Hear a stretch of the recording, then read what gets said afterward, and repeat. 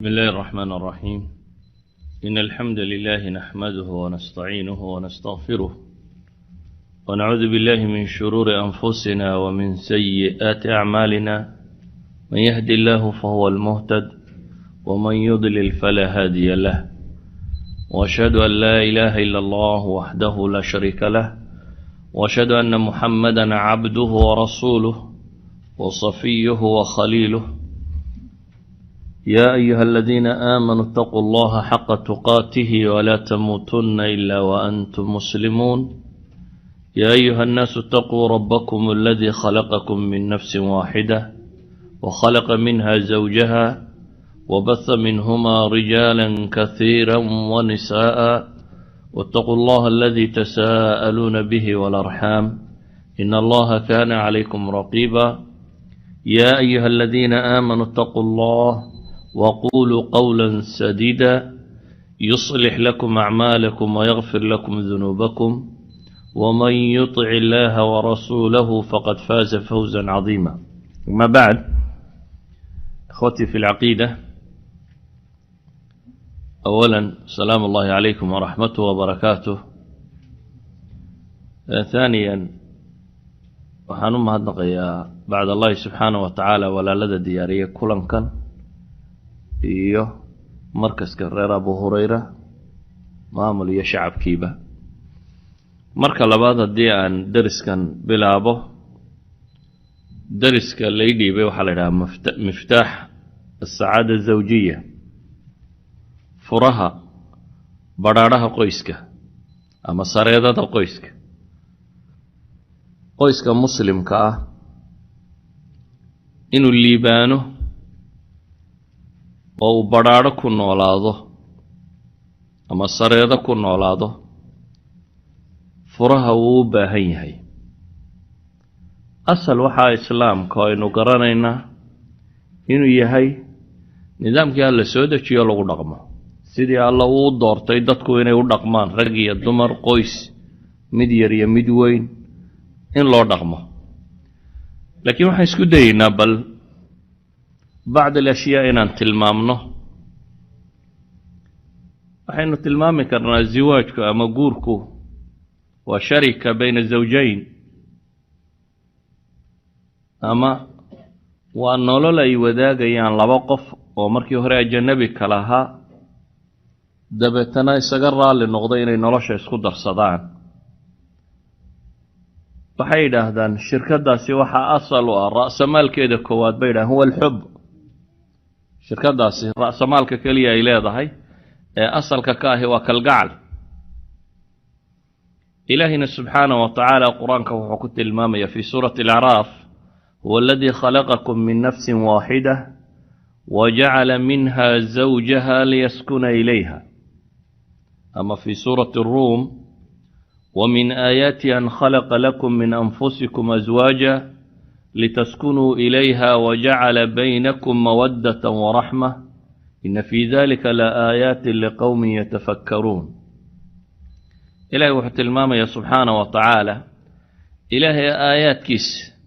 ووين الغقرت وحكم ده أن خلق لكم من أنفسكم أزواجا، إن ورقة ama aadam calayhi salaam laga soo bilaabo uu ka abuuray ama uu u yeelay lamaane. lamaanaha waxaa laydinku yeelay baa layidhi litaskunuu ilayha, inaad ku xasishaan. asalka guriga markaa waxaa asal ka ah in loo dhisto lilitminaani waasukuuni waalraaxa, qofku inuu dego oo xasilo oo meel nolosha dhibteeda kale uu ku soo ilaabo ay noqoto, meeluu nashaad iyo firfircooni ka qaado marka uu ka baxaya inay noqoto. ilaahina wuxuu tilmaamaya wajacala baynakum mawaddatan waraxma, dhexdiinnana waxaa alla yeelay subxaana wa tacaala mawadda, kalgacal iyo naxariis baa la yidhi. kalgacal iyo naxariis. waxaynu markaa isku dayeynaa sida qur-aanku tilmaamayo, xidhiidhkaasi guriga ka dhexeeya ama ninka iyo haweenta uu qabo ka dhexeeya waa xidhiidh xeel dheer oo waxyaabo badan tilmaamaya. إلى حد إلهي كنت المامية هن لباس لكم وأنتم لباس لهن هبا أتهين إذنكو هوين كان قبطان هوين إدادنا هبا يكوتي دركو قفك بني آدم كاي صدح شيء بوقعته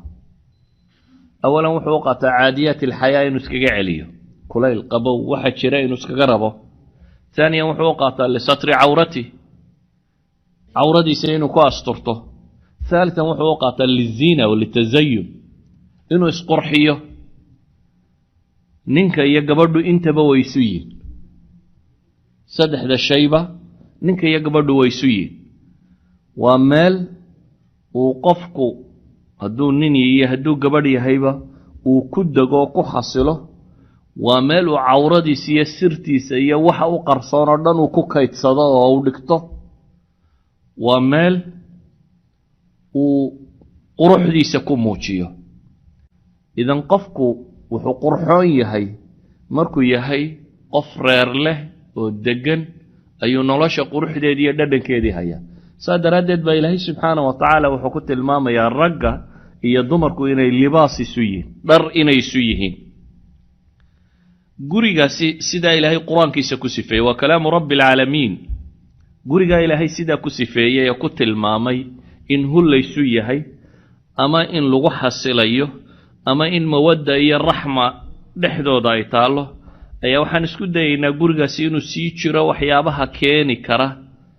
ee sacaadada iyo badhaadhaha ka muujin kara waxaynu leenahay dhowr shay baa jira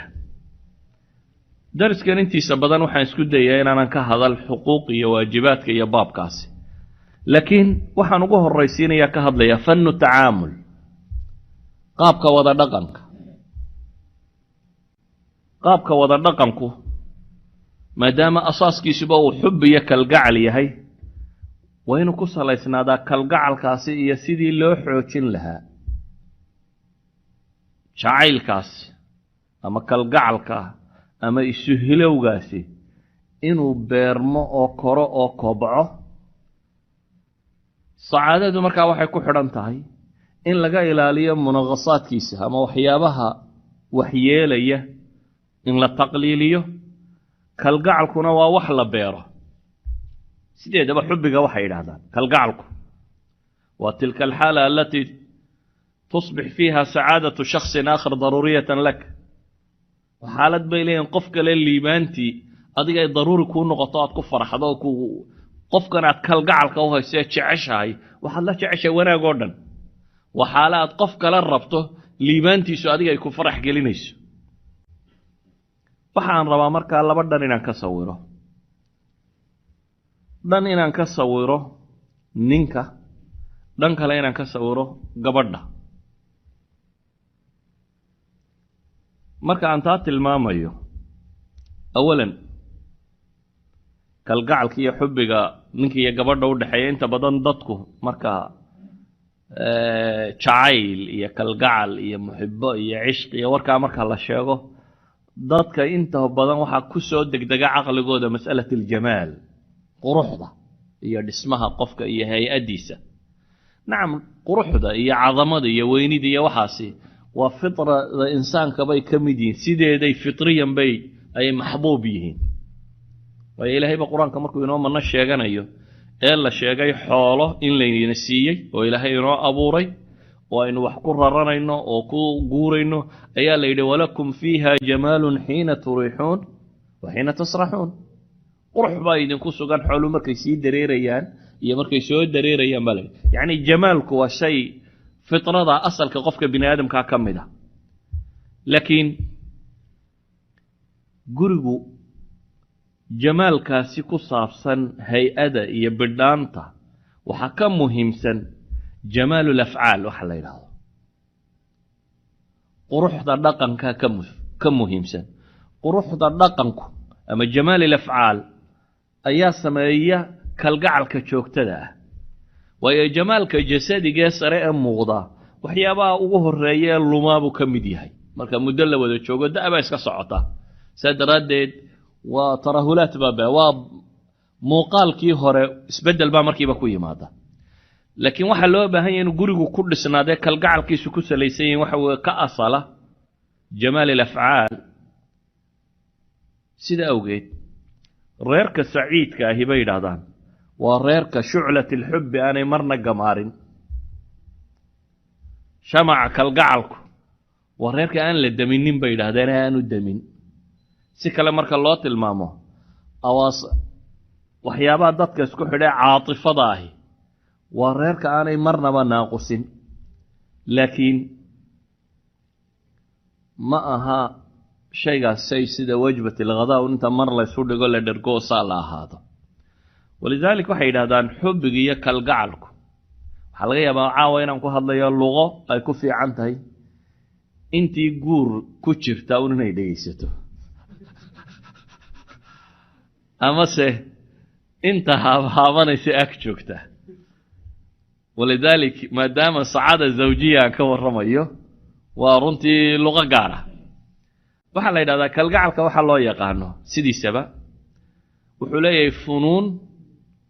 kalgacalku ama jacaylku wuxuu leeyahay funuun lagu taqdiyeeyo ama lagu beero qaab loo koriyo loo kobciyo misaalan axaadiista nebiga iyo ku noqono sunnada nebiga salawaatu ullahi wasalaamu calayh iyo qur-aanka waxaa laga yaabaa inay inta badan dadka ay agtooda ghariib ku tahay iyadoo jacayl nin iyo gabadh dhexdii jooga laga warramayo in haddana qur-aan iyo xadiis aanu kutubulfan kama warramayo laakiin waxa aan tilmaamayo dhami waa waxaan daliil uga keeni doono min kitaab illaahi subxaanahu wa tacaala iyo min sunnati nabiyi salawaatu ullahi wasalaamu calayh ama dhaqankii nebiga iyo saxaabada iyo dadkii wanaagsanaa kalgacalku wax beerma horta inuu yahay nebi maxamed baa wuxuu tilmaamayaa ashyaa dadka muslimiintii hadday sameeyaan isjacaylkooda uu badanayo مثلا النبي يقول عليه صلوات الله وسلامه عليه تهادوا تحابوا حديث صحيحة هديات قيصصية وحيث هدية واستعلان إنسان يعني إن هدية الله قيصصية وحي كم تهي وحي أرها بيره تكون إن الرال إسكن نقضان وحريد في عن وكالقعل ونحمره وحكم إذا النبي يقول صلوات الله وسلامه عليه حديث كيسنا صحيح مسلم كي لي لا تدخلوا الجنة حتى تؤمنوا ولا تؤمنوا حتى تحابوا جنada gali maysaan buu nabigu yiri ilaa iyo iimaan la idinka helo mooyaane iimaanna la idinka heli maayo ilaa iyo maxay aas jeclaataan mooyaane haddana nabigu wuxuu tilmaamay kalgacalkaasi muslimiinta dhexdooda galaya siduu u kori lahaa awala adullukum ala shay'in idha fa'altumuhu tahabbtum ma idin tusiyaabu nabigu leeyahay salawaatu ullaahi wa salaamu calayh a'maal ya af'aal hadda samaysaan aas jeclaanaysaan wuxuu nabigu ku yiri afshu salaama baynakum salaanta badiya salaanta waa kalaamka tayyibkii halku ka bilaabmo qofka walaalkaaga markaa soo horbaxo assalaamu calaykum inaad ku tidhaahdo waad u ducaynaysaa qofka intuu kuu yimi assalaamu calaykum macnaheedu waxa weeyaan rabbi ha ku dhowro qofka intuu kaa soo horbaxay kugu bilaabaya hadalka ilaahay baan ka baryayaa inuu ku ilaaliyo waa qof kalgacal uu kuu wado hadduu kugu celceliyo markaas si kastoo aad u cadhaysnayd hadduu imika assalaamu calaykum ku yidhaahdo haddana hadhow markaas ka soo horbaxda assalaamu calaykum ku yidhaahdo 2-3 jeer haddaad afka buurto marka dambe waad iska nafisaysaa wacalaykum assalaam baad leedahay yani waa qof muslim oo markuu ka soo horbaxay ilaahay kuu baryaya rabbu samaawaati walardi qof kuu weydiinaya inuu ilaahay ku dhowro kama adkaysan karaysid marka dambe yani nebi maxamed wuxuu tilmaamaya salawaatu ullaahi wasalaamu calayhi marka inuu xubbigu wax la beeri kara yahay dadku inay isjeclaadaan wax la beeri karo oo kalgacalku beerma inuu yahay bale quraanka ilaahay wuxuu leeyahay idfa' billati hiya ahsan fa idha alladhi baynaka wa baynahu adaawa kaannahu waliyyun hamiim ba ilaahay marka xuma lagu sameeyo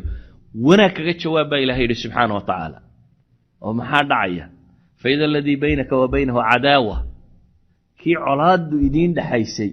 wuxuu noqonayaa buu ilaahay leeyahay kaannahu waliyyun hamiim ay sadiiq qariib oo ku jecel ayuu soo baxaya qofkii dhibta kuu geystay ee ka filayay inaad ka aargudato ama aad ka aargoosato ama aad على الأقل فإن عاقبتم بمثل إنه سجيي أنتي وكوجيستي إلا على الأقل إنه دو جيسته هداد وليبا وناقو قشه وهي كان سنة سقفك أكتس إن الدبلغ قصة هذا القادم دائما يستقوح كوير هذا ويرا ورنك سأبال بيقول إيه بران وحي وحكو سمايو هدنا وناقاسو إيقالي سدرادين محن مسائل كانوا تلمامي وحويان حبك فطري يا هره والله يا با إنن كستو isguursanaya يا markay isguursayin kal gacal fitri dhexmara waa suurtagal laakiin inuu kaasi joogto ahaado oo gurigan isacaylkaasi uu ku noolaado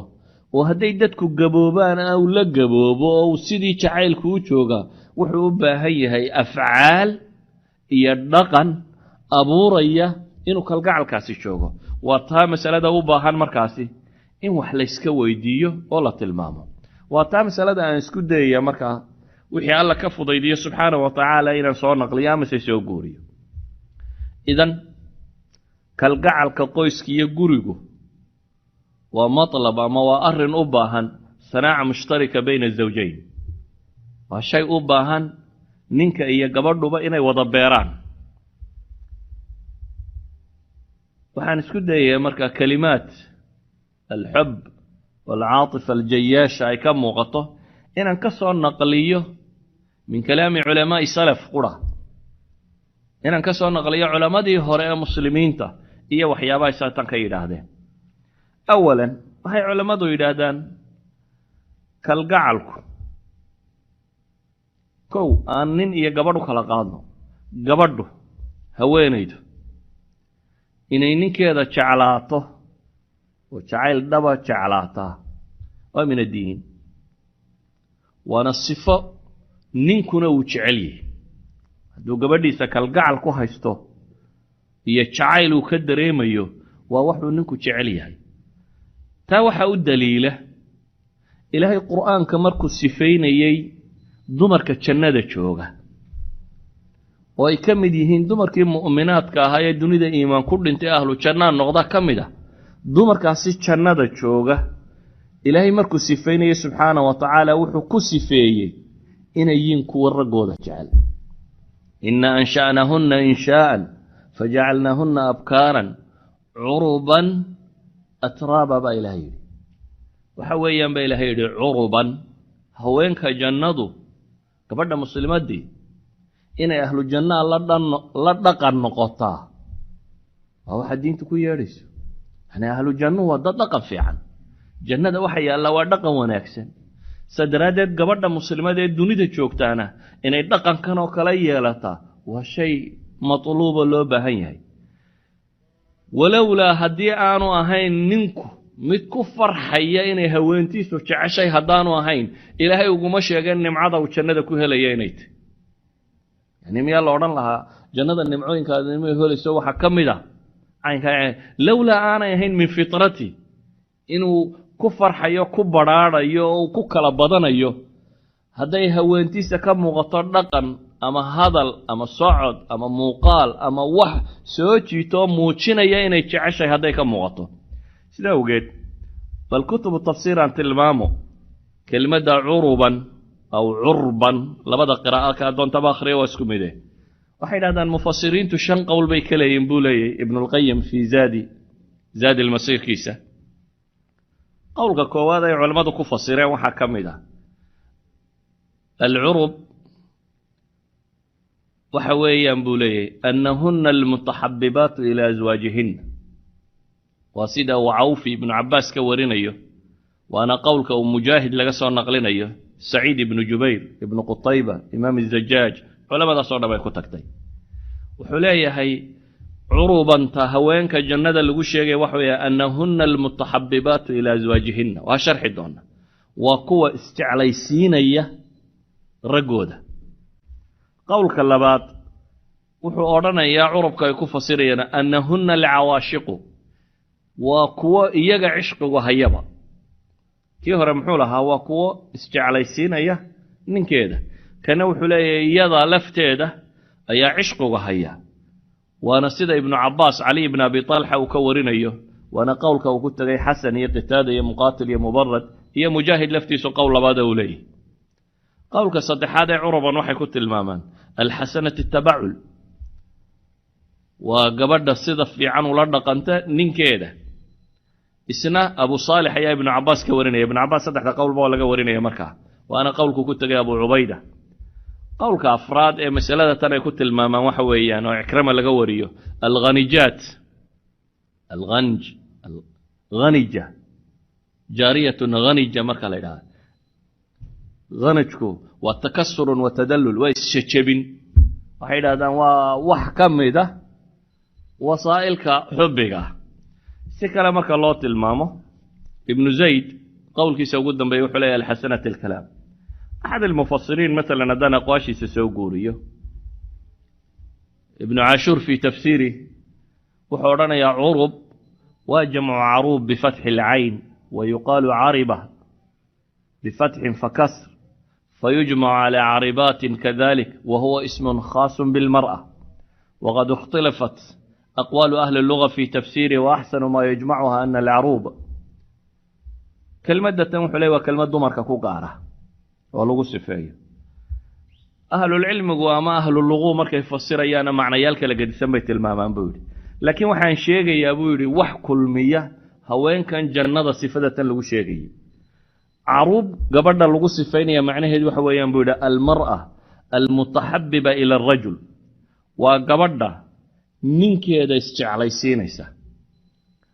aw allati laha kayfiyatu almutahabbiba buu yiri ama waa gabadha dhaqankeedu uu ka muuqdo inay rabto ninkeedu inuu jeclaado وإن لم تقصد التحبب بوليه ومحوكة المامية وحليه بأن تكثر الضحك بمرأة الرجل أو المزاح أو اللهو أو الخضوع في القول أو اللطغ في الكلام بدون علة أو التغزل في الرجل والمصاهلة في مجالسته والتدلل وإظهار معاكسة أميال الرجل لعبا لا جدا وإظهار أذاه وحوكو فسر يا شيخ ريوليه carruubka waxaa la yidhaahdaa gabadha ninkeeda isjeclaysiinaysa ama uu ka muuqdo dhaqan muujinaya inuu ninka kane jeclaado ha noqoto buu leeyahay dhaqankaasi mid ku saabsan qosol ama kaftan ama hadalkoo la jejebiyo ama wax tagasul tilmaamaya yacni wuxuu tilmaamayaa un kayfiya wuxuu kala soo guuriyo uu yidhi waa waxyaabaha marka ay mas'aladu xaaraanta tay quraanku u diiday yani mas'alo ogsoonow xalaasha iyo xaaraantu gabadha ajnabiga inay hadalka jejebiso ama ay ka muuqato inay ninka doonayso ama waxaas oo dhamo xaaraan quraankuna si cad ay nusuustu tilmaamaysaa cagsigu waa xalaal bay culimadu leeyihiin marka cagsigu waa matluub yani nabigu halku ka tilmaamay ninku hadduu gabadhiisa u tagana ajar baa loo qoraya waxay yidhahdeen oo maga inta shahawadeedu gudana ajar naloo qoro oo haddaa la tagtaan buu nabigu yidhi maxay xaaraanta haddaa lagtaan taa miyaan dambi laydin qoreen walidalik ay ibnu caashur wuxuu leeyahay waa sida ilaahay baa leeyahay falaa takhdacna bilqawli fayatmaca alladii fii qalbihi marad waxaa la yidhi hadalka ha jejebinina oo yuu idin dalbin kii qalbigiisu bukay laakiin markay joogto labadii xalaasha ahaa hadalka waa inay jejebisaa si uu u dalbo kii xalaasha u ahaa waxay mamnuuc tahay maxay khaarija ziwaaj inay warka kan la timaado ama se ilaahay wuxuu leeyahy walaa yadribna biarjulihinna liyuclama maa yukhfiina min ziinatinna caga ayay dhulka ku tumin haweentu markay halkaa marayso si loo maqlo maxay jinjimaheediiyo waxay sidato hadday gurigeeda joogto odaygeeda la joogo cagaya meeshay jejebin kartaba ha jejebiso si odaygeeda ay u soo jeedin karto yacni waxa aynu leenahay khaarijka mamnuuc buu ku yahay wuxuu noqonayaa maxay fii beytiha inuu noqdo shay diin ahaan ku bannaan bal acmaasha ay tilmaamayaan cikrima wuxuu kaloo ku tilmaamaya alcaruub ay almaliqa buu leeyahay maliqu waa kelmaddan idhaa hebel waa mutamalliqa halka ka timi maliqu waa qof hadalka jejebiyo oo qofka isu dhul dhigo oo duceeyo oo intii loo baahnaa in ka badan bay idhahdeen ama markay joogto bay leeyihiin beytka ninka iyo gabadhiisa haweenaydu inay dhul isdhigto oo ismiskiiniso oo ducayso oo barido oo odaygeedii hiya almaliqa buu leeyahy hiya alcaruub ayuu ku fasiraya bale culamada qaarkood ka fog baabay ku fasireen oo waxay idhahdaan caruubnimadu hiya alghalima bay idhahdaan غالمدنا وهيجان شهوة النكاح من المرأة والرجل لبضبا صدق إمام البخاري marka uu tafsiiraya fi xadiid البخاري في تفسير العربة أي الغنج بكت المامي والغنج في الجارية واحدة تكسر وتدلل وإسشبين إيا إسردلدك إمام الغزالي في إحيائه وحليه هي العاشقة لزوجها المشتهية للوقاع به وبه تتم اللذة sidaa ogeed waxaan leenahay haweenayda muslimka guriga kani si uu u dhisnaan karo wuxuu u baahan yahay gurigeenu inuu u ekaado gurigii jannada ka jiray gurigu inuu u ekaado maxay gurigii jannada ka jiray guriga jannada ka jira haweenta joogtaa haddii la yidhi waa curuban atraaba tani inta ay matali karto waa inay matashaa wax ceeba markaa ma aha marnaba waxa ilaahay xuralcaynta ku sifeeyey inay gabadha muslimadii ku sifowdo ceeb maaha ma aha ceeb markaynu leenahay waxaan u jeednaa ma aha wax laga khajilo ma aha alxayaa qayb ka midi waa madmuum qayb ka midina waa mamduux waxa sharcigu baneeyey in laga xishooda waa madmuum bay leeyihin kuma jirto maxbuubaadka waxa la jeceliya kuma jirto bale qur-aanku markuu tilmaamayey ragga iyo haweenka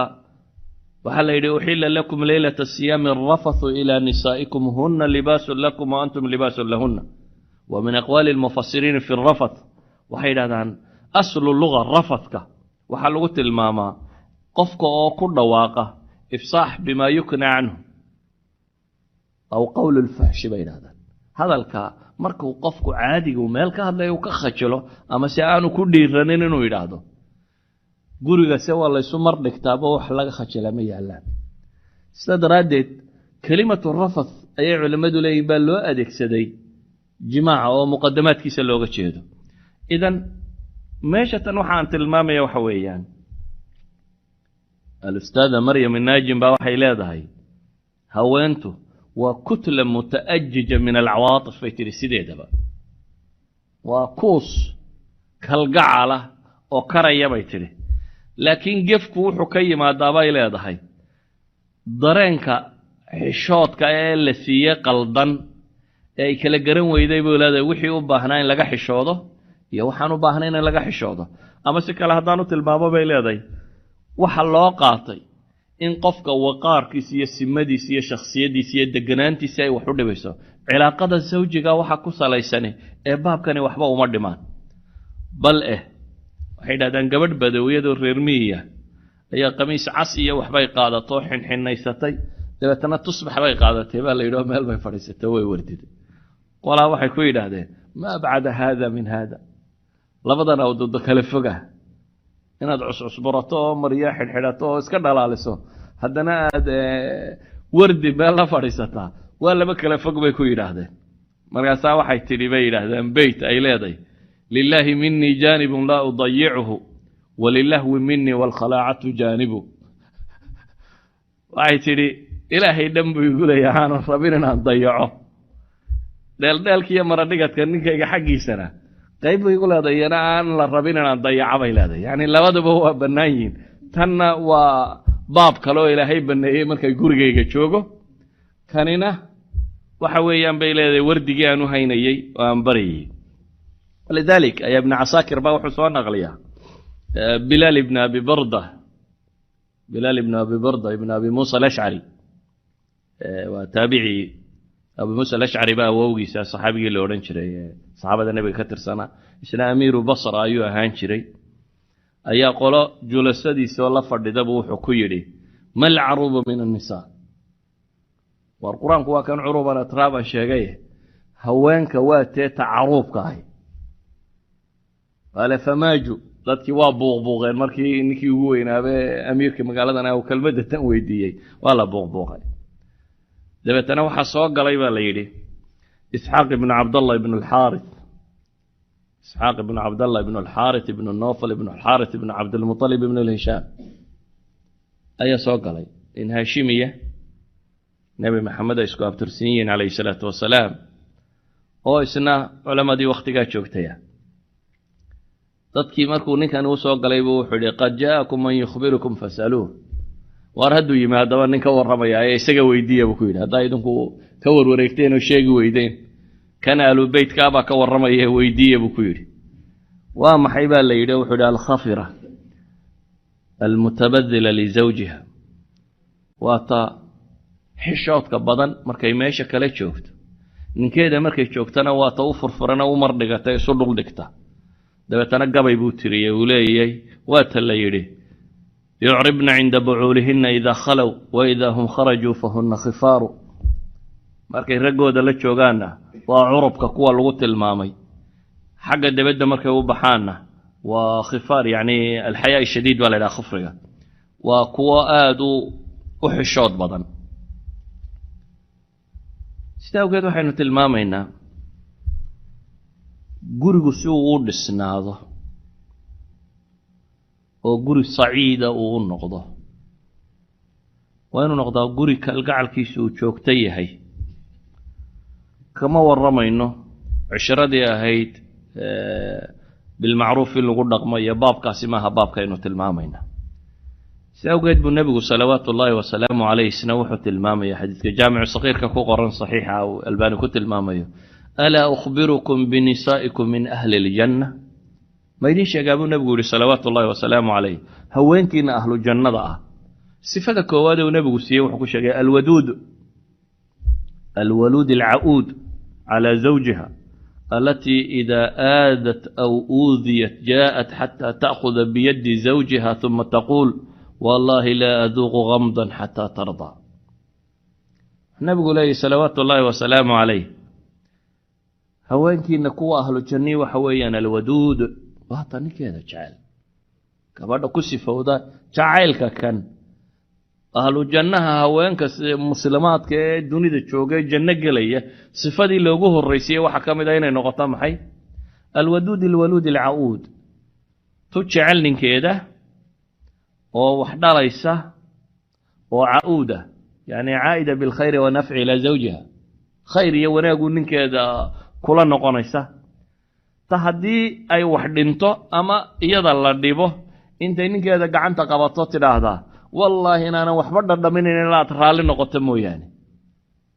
هدي حتى يضل الديبو نقول يا مسي يضل واحد انتو مركز توا أتاقن إنك هذا الرالي قليسو ولذلك ayaa Laura Dwell gabadhan la yiraahdo Mareykanka ee le buugan ay u bixiyeen tarjumadiisa azawja almustaslima waxay tilmaamaysaa way gabadh guursatay dabeetana muddo markay joogeen bay ninkeedii istileen oo iska kala tageen waxay leedahay nooc min feminist groupyada iyo baabkan bay ku soo kortay inay ninka iska dhiciso iska celiso waa kaasi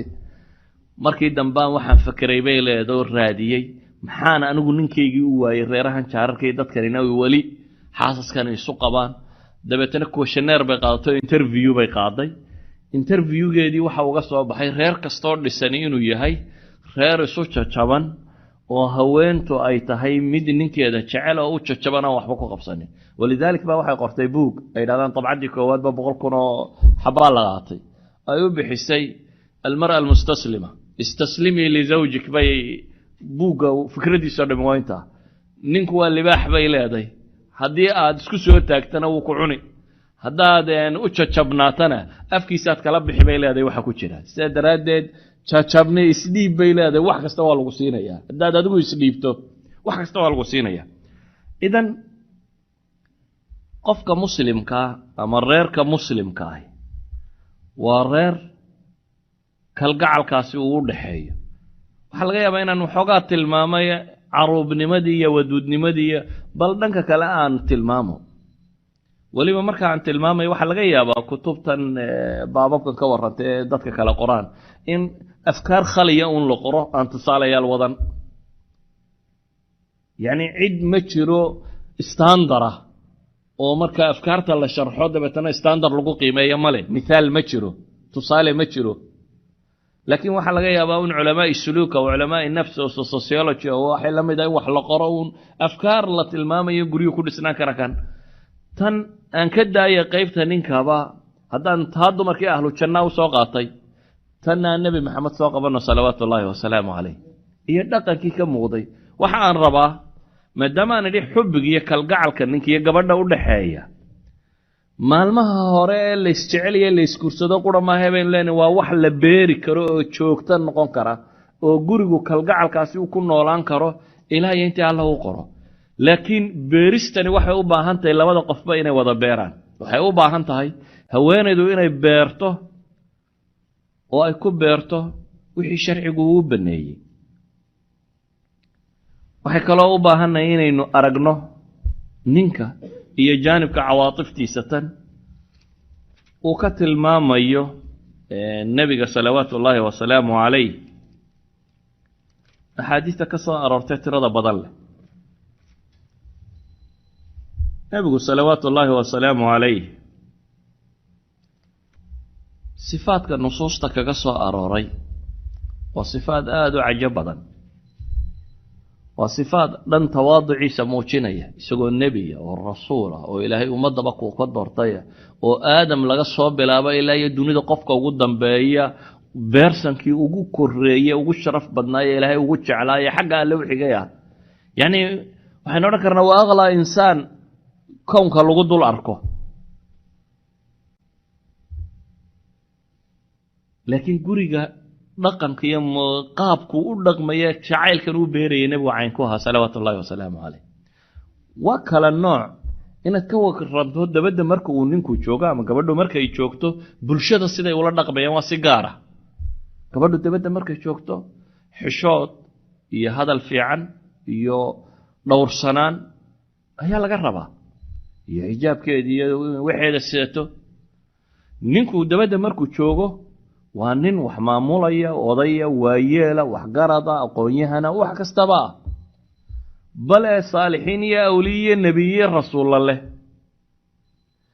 laakiin guriga markuu joogo nebigu iyo rasuulku iyo dadkani say u dhaqmayeen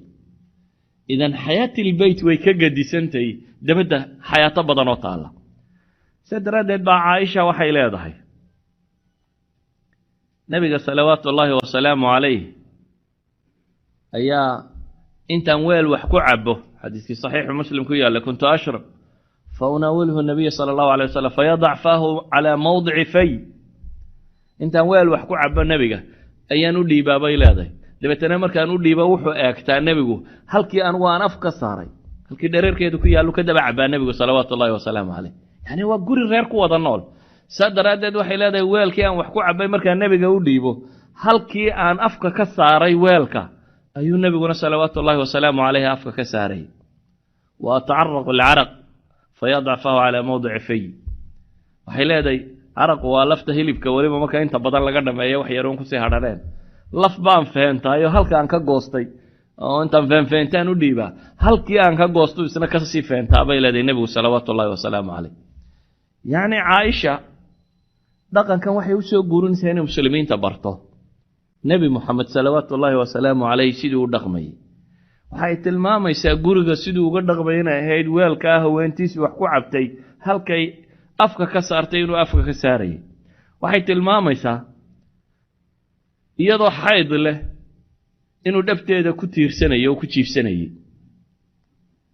xadiidkii saxiixu muslim ku yaallay kaana rasuulu llahi sala allahu alay wasalam yatakau fii xijri wa ana xayd nebigu salawaatu ullaahi wasalaamu calayh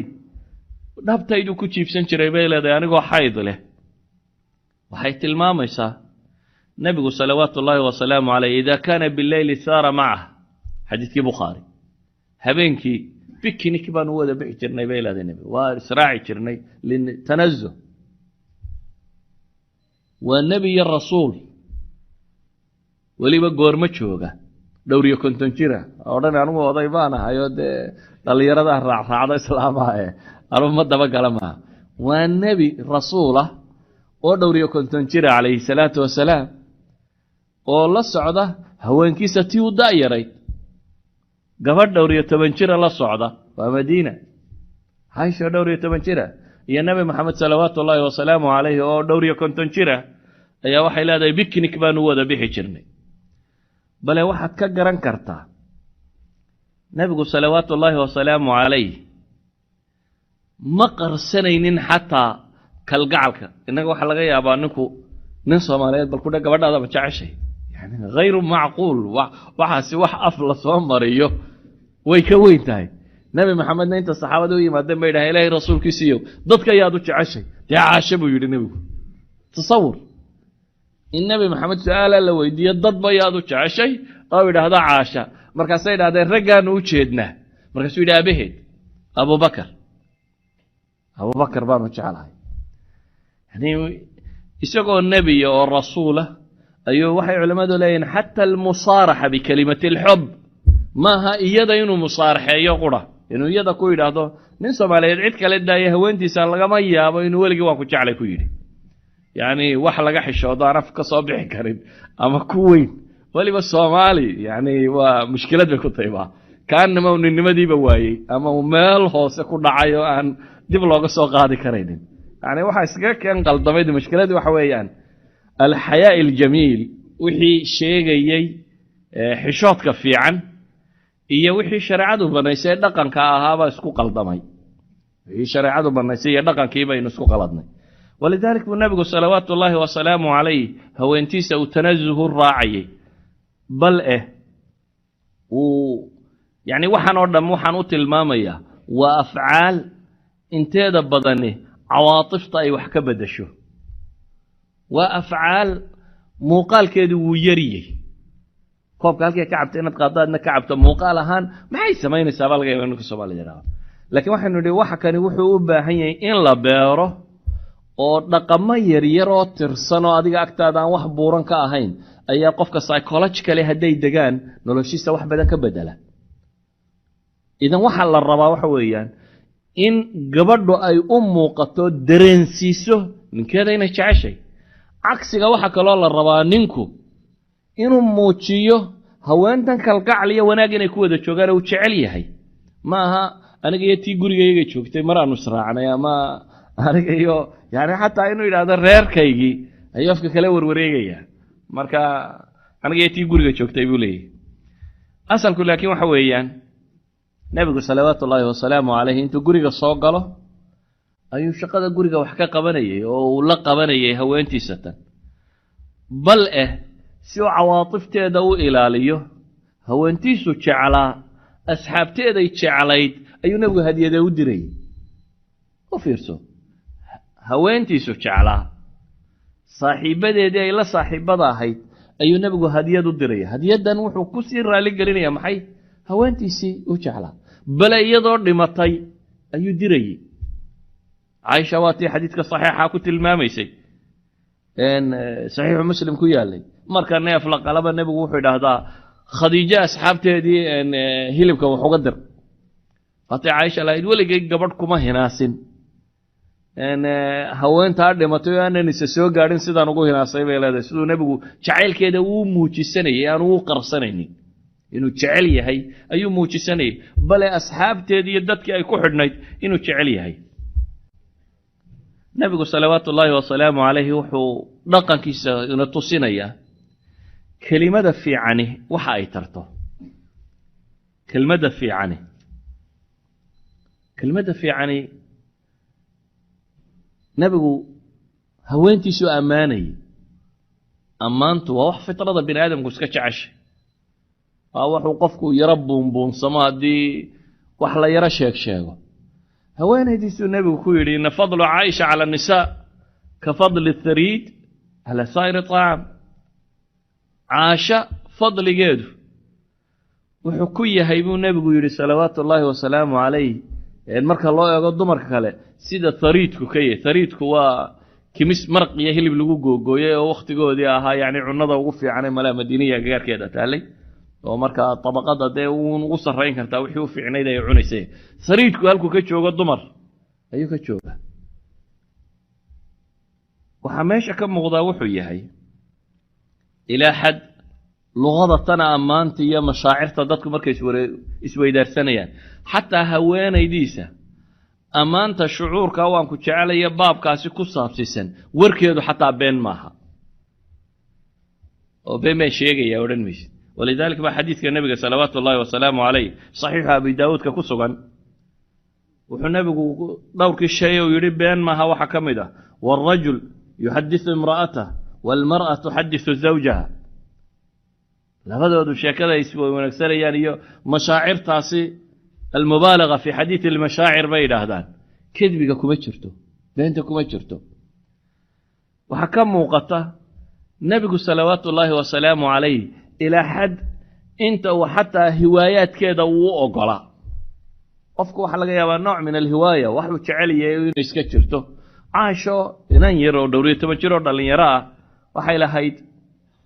bahalo yaryar oo ay ku cayaarto, hablo yaryar iyo farda iyo waxbay samaysatay ay ku cayaarto iyada iyo dhallinyaro kale oo u yimaada.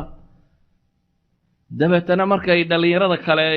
hablaha kale la joogaa markuu nebigu soo galaa la is ururiyaa, meel baa la isku qariyaa. caaisha markay u tagto nebigu bahalada yar intuu qaadaa buu hoosta uga dhiibayay si ay halkooda ugu cayaaraan. yani xataa inuu u ogolaado hobigeedan yar iyo cayaartan yar ay gurigeed ka cayaarayso inay wadwadato oo ay meesheeda ku cayaarto. waxaan leenahay nebigu salawaatu ullaahi wasalaamu calayh waxaa ka muuqata hadihi alkalimaat marka aynu tilmaamayno hadalkan ah inuu ammaanayo ama jacaylkiisa uu muujisanayo ama uu hiwaayaadkeeda wax uga ogolaanayo ama uu guriga oo shaqooyinka qaarkood gargaarayo ama weelka halkay wax kaga cabtay uu wax kaga cabayo. kullu haadih waa lugati almashaacir, waa lugo dareen ka tarjuma. yani qofka bini aadamka ah socodkiisa iyo hadalkiisa iyo muuqaalkiisa iyo daymadiisu waa luqo qofka kalena uu fahmo. walidalik baa axad alculamaa baan arkay oo doctooraba ku diyaariyey luqatu tawaasul fi lqur'aan. waxyaabahan kalaam lagama warramayo laakiin waxa kale yani bini aadamku hadal qura maaha wuxuu ku wada xidhiidha. walidalik marka guriga dabadda laga joogo waxaa la mamnuucay haweentu inay si xishmo leh u socoto baa la amray. waxa laaliya wixii jajabisa qofka kale ishiisa soo jeedanaya cagaa dhulka lagu garaacayo waxaasoo dhan baa la mamnuucay, waayo waa luqa. isjajabintani waa luqo. kabahan dhaadheera la qaadanaya waa luqo. kabtan dheeri marna way sanqadhaa dhow dhow dhow. kab ninoo sanqadhaysa weligaa miyaad aragta? maxaa kabaa dumarka sanqadha loogu yeelay? waa gabadh kule halkaan maraya ay soo eeg. nin kab dheer oo dhowdhowle arki maysid weligaa. waa falsafa. yani maxay yidhahdaan style engineersku waxanay dejiyeen weeyaan qolada faashanka samaysa. kabtan dumarku inay maxaa loo dheereeyey? waa litamaayul. kab dhulka ku naban haddii la siiyo dee iska digdiglaynaysa caadi u soconaysaa. laakiin inay ruxruxantaa la rabaa, in jidhkeedu dhaqdhaqaaqo tamaayul uu dhaco. dabeetana kab dheeroo walawala waxaasoo dhammi dabadda waa ku mamnuuc, waayo waa luqati tawaasul bay ka matay. waa afka lagu wada xidhiidho. waa luqo ka mid a luqaadka bini aadamku uu fahmi karo ee uu ku wada xidhiidhi karo. haadihi luga beytka way fasaxantay. idan ninka iyo gabadhu daymo ay isdaymoodeen bay wax isku fahamsiin karaan. hadal ay tidhiyo uu ku qoslay ama uu ku farxay ama ay raallinimo uu ka muujiyey, mare ay xidhatay ama uu xidhay, cadar ay isticmaashay, eray ay ku tidhi, qaab ay gurigeeda u dhex socotay. all these kinds waa luqati tawaasul. waa luqada aynu leenahay waxay beeri kartaa. yani mashaacirtu hadal qura laguma muujiyo. xataa haddaan waan ku jeclay afka ka soo bixin, waa inay ka soo baxdaa dhaqan muujinaya inaad jeceshahay. waa inu luqatu tawaasul ay jirtaa waxyaabaha kan tilmaamaya. sida daraaddeed luqadan markaan ka warramayo waxaan idhi waxaan jeclay inuun dadkii guri lahaa ay yihiin dadka ama shariidkan dhegaysanaya ama daawanaya ama jooga. waayo luqada tani waa luqo aan la ogolayn khaarij albeyt inay u baxdo. waayo nebigu salawaatu ullaahi wasalaamu caleyh xadiidkii saxiixu muslim ku yaalay wuxuu tilmaamay ina min ashari innaasi cinda allahi manzila yowma alqiyaama. maalinta qiyaame dadka ugu shar badan waxaa ka mida buu nebigu yidhi nin isagiyo gabadhiisa warkii dhex maray ee baabkaa ku saabsisnaa, ama gabadh iyadiiyo ninkeedii warkii dhex maray ee baabkaa ku saabsanaa dabadda kaga sheekaysay. idan waa luqo guriga ku kooban. waa luqo qafilan oo aan la ogolayn inay albaabkan ka baxdo. se daraaddeed markaan luqadan tilmaamayno fi suuq hadday tagto waa fusuuq iyo fujuur. fankan aynu tilmaamayno waxay leenahay waa fujuur, waayo waa luqadii beytka oo la geeyey suuqa la geeyey weeyaan. waa luqadii beytka oo suuqa la geeyey. sidaa awgeed ayuu nebi moxamed salawaatu ullaahi wasalaamu caleyh wuxuu ku tilmaamayaa warkaas baabkan ku saabsan nin iyo gabadhiisa ama xaaskiisii baan u jeedaa nin iyo haweentii uu qabay dhex maray inaanay marnaba bannaanayn in dabadda lagaga warramo oo lagaga sheekeeyo haddii dabadda ay noqoto wax lagaga sheekeynayo inay yihiin min ashari annaasi cinda allaahi mansilatan yowma alqiyaama dadba kuwa ugu shar badan ilaahay agtiisa maalinta qiyaamo waa luqo marka aynu leenahay waxay u baahantahy in ay ku koobnaato beytka luqadatan cutuurta iyo waxaan la ismamnuuriya caaisha waxay leedahay xadiiskii saxiixu muslim ku yaallay waxaad mooddaa inaa nebi maxamed arkayo oo fii mafraqi ra'si tiibkii iyo wixii uu ismariyey ay kaga yaalliin yani suu nebigu isu qurxin jiray ama uu jeclaa gurigiis iyo meelihiisan markuu joogo in cutuurtiisa iyo wixiisa kani inay ka carfaan inuu gurigiisu waxaan leenahay luqadatan iyo warkan aan tilmaamayo o dhami waa war ama waa dhaqan iyo afcaal sheegaya in kalgacaluu jiro nebigu salawaatu ullaahi wasalaamu calayhi wuxuu tilmaamaya innaka lan tunfiqa nafaqatan ilaa ujirta calayha xata luqma tarfacuhaa ilaa fiyi imra'atik xadiidkii bukhaari wuxuu nebigu yidhi wax kastoo aad baxsato yacni in laga abaalmariyo xataa raashinka intaad qaadda aad haweentaada afka ka gelayso xadiisku muxuu tilmaamayaa ninka muslimkii raashinka intuu qaado inuu maxay haweentiisa inuu afka u geliyaa inay tahay wax laguga ajar siinayo luqadan aan sheegaya iyo waxaanan ka warramaya iyo kalgacalkan aan dhisaya waa kalgacal aan janno ku doonayno dheeldheel qudha maaha laba shayba wuu wadayey gurigan dhismihiisa wuu ilaalinayaa dadkan wuu isu soo dhoweynaya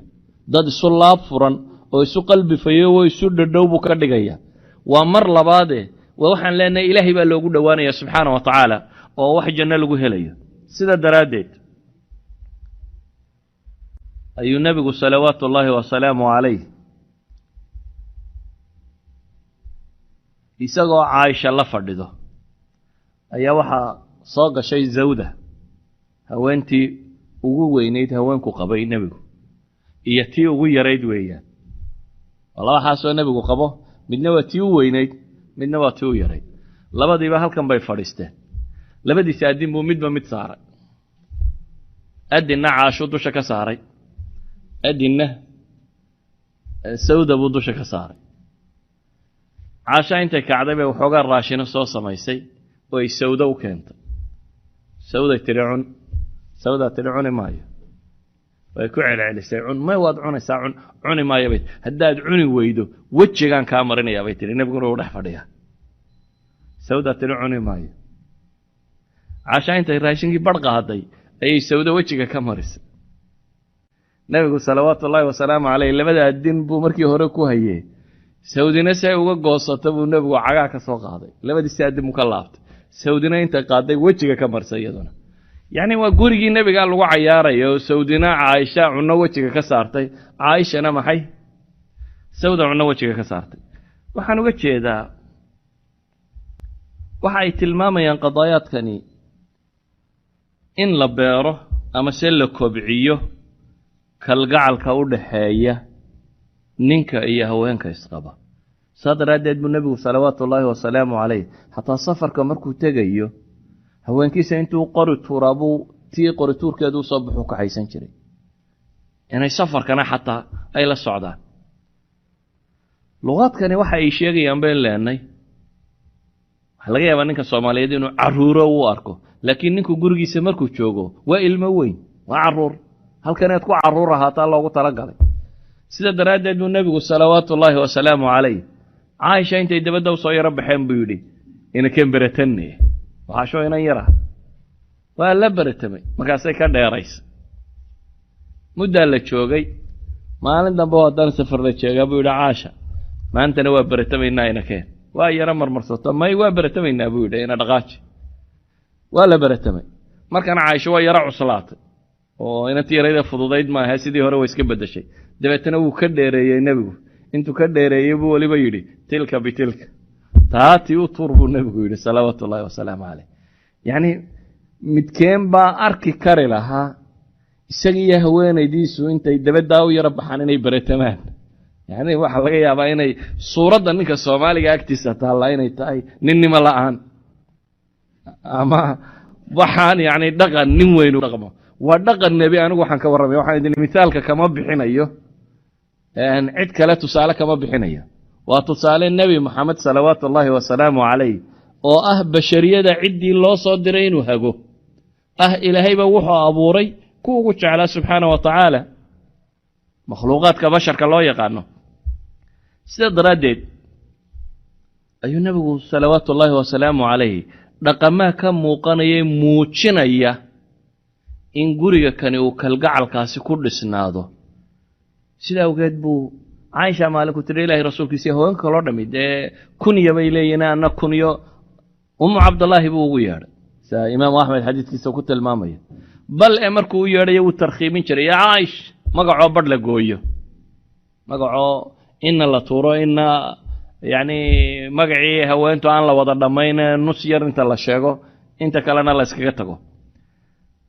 kullu dhalik waxay sheegaysaa luqadatan iyo qaabkan loo dhaqmaya inuu yahay qaab mashaacirta la ilaalinayo caasho inan yara ayaa xabashida ciyaarisay waxay tiri mar rabtaa buu nabigu yiri qoladan ciyaaraysa ina daawato haabay ku tiri taatana nabigu isu taago dhinaciisay xaga dambeynta iska soo taagtay ayaan dhabanka u saaray bay leedahay oo maalintii ma ka daashay markuu yiraahdaba may baan idhaahdaa bay tiri anigoo rabay dadku inuu ogaado bay leedahay halka aan nabiga ka joogo ciyaarna maan rabin waxaan rabay bay leedahay suu nabigu igu jajaban yahay aan agtiisa qiimaha ugu leeyahay in ay dadka kale ogaadaan ama dumarka kale inay ogaadaan waxay tilmaamaysaa qadaayaadkani ruuxi almarax in ay ku jirto inay ku jirto inuu nabi maxamed leeyahay khiyaarukum linisaa'i xadiiskii Tirmidhi Albani saxiix ku tilmaamay oo idinku fiicane waa kuwa dumarkooda ugu fiican baabkan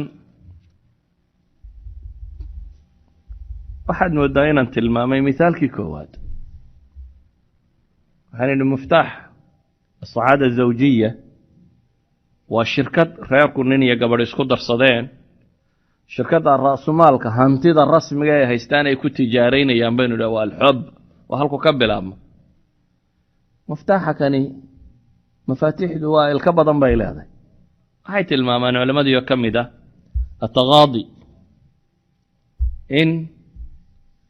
isxisaabinta badani taziid al-masaafaat wa bu'da in la isu dulqaato waxyaabo badan isha laga rogo si kalgacalku uu beernaado حكمت بينهدين التوافق بين التوقع والواقع كل هذا وحي أبهنا إن أمثلة من الكتاب والسنة إن نتلمامنا لكن وقت جو سكر ما نيا وحن كسو كوبي يوم غوريغا مسلم كاي وغوري كالغعيل يسؤور في يومان كنول وغوري النحاريس إيوه mucaamaladii fiicnayd ee nusuusta quraanka iyo xadiidku sheegaysa ihsaan iyo iisaar iyo wanaag oo soo dhan jira cadaalad iyo raxmo iyo waxa quraanku sheegayo dhan waayo waa meesha la rabo in lagu barbaariyo ubadka bulshada u soo kacaya oo ubadku inuu guriga ka yimaado isagoo yaqaana macna al-hub iyo dadka kalgacalka loo haynayo naxariista cadaaladda dhimirsanaanta cafwiga tasaamuxa كل ذلك النصوص القرآن ترى بدن لا شيء اللي يريد ضدك كلا كل دقن وح أولاء أو الريانة كل دقن تام حي هنا لو شو بدكتان هوينا وحنكسو كوبي أيده نبي محمد وحده صلوات الله وسلامه عليه قبل باوتي مدبتنا دنا إلى هيد با كور يستي مركي لما يستوي حكويري نين ملاذ ها بيت سايسكتين بودي أركيس ساطع وحنو تاج وايم ويانا وحوبة هي وما مال يا لا بيلاد يعني واحد كستين الرالي قال يا بان اسكت ضيا وحنا بيقول كد دال السجا شنية النار تادي بنو بيقول إذن هوين إذا ninka waxa caan ka ah التكبر بين هذا يا الكبرياء marka wuxuu isleeyahay armaad haddaad waxan yar samayso lagu yeesayaad hoos u soo dhacday waa cuqdatu naqs raga ku jirta bay yiraahdaan cagsiga dumarka bay yiraahdaan waxa ka asala sulukiyaadka lagu yaqaan al-cinaad madaxadaygo ninkan dabasani badan uu ka arko uu ku gumaysanayay aad wax iska dhicisid laakiin guriga dhabtahay waa gurigan labada midna oolin ninkuna markuu guriga joogo isla weyniyo dhan uu ilaabay haweentuna markay gurigeeda joogto طاعة dhammaanteed ay la timi ay haweenta waxa laga rabay xadku nabi maxamed tilmaamay salawaatu allah wa salaamu alayhi mucaad ibn jabal markuu shaam iyo meelaan ka yimay uu arkay qolo boobabkoodii wadaadadoodii u sujuudaysay uu nabiga yiraahdo aanu ku sujuudno oo isku dayay wuxuu nabigu ku yiri salawaatu waxaad sameynaysaa waa maxay qisadii buu sheegay nabigu wuxuu yiri hadaan bashar uun fari lahaa inuu bashar u sujuudo bin aadam uun hadaan oran lahaa bin aadam sujuud waa maxay sujuud waa meesha muujisa inaad ogoshahay ilaahay inaad adoonkiisii tahay waa waxa muujiya jidhkaaga halka ugu qaalisan ee ugu sarreysay aad haysataa waa wajigaaga aad soo nadiifisay ka dhalaalisay markaad halkaad cagaha ku haysay saarta macnaheedu waa maxay waa ilaah waa isu kaa dhiibay waxaan ogolay inaan adoonkaagii ahay